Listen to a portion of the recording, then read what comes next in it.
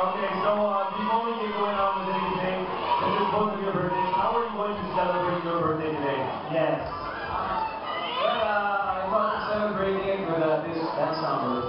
Hindi kasi last year, yung ginawa namin hataw eh. Pero, siyempre habang tumatagal, medyo hingaling na ng order. Dahil nagkakaedad na. Hindi. Parang iba lang. So what later on, are you going to do anything later this week?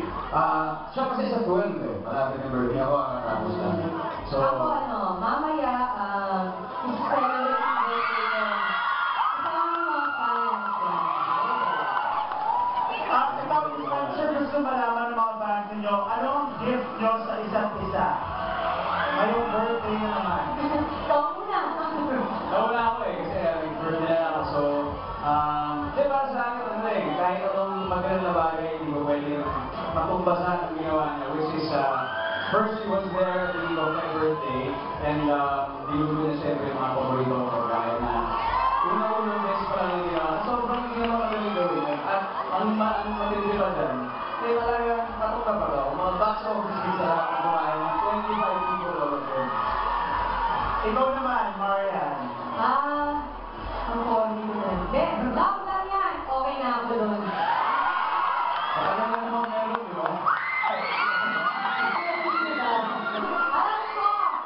Sino naman mga gusto nyong pasalamatan? I mean, you guys have had such a good year. I'm sure you have many people to thank. Another blessed year for the two of you. Yes, mauna na ako. Siyempre, pasalamat ko kay God dahil nabuhay ako, tapos dito ako celebrating my birthday every year. So, 31 years na ako. Tapos, wala SOP pa lang, di ba? Yes. Tanda ko na. Kasi siyempre hindi sa lahat, yung mga fans kasi nung August 2, nag-alay sila ng 31 masses all over the world. So, sa lahat ko ng bumuulong, maraming salamat. Sa lahat na nandito, sa lahat din ng mga nagbigay ng mga regalo na gumawa ng video, maraming salamat. At mamaya, sa Solid dito, mamaya magkakasama-sama tayo.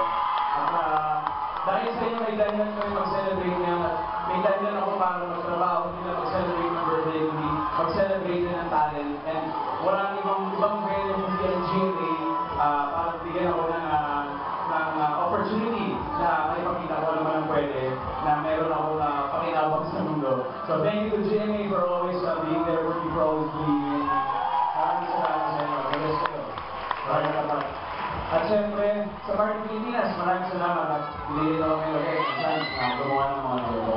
I'd like to thank Go, Kapsuan, Bench, Bello, Clear, National Bookstore, Drama Matador,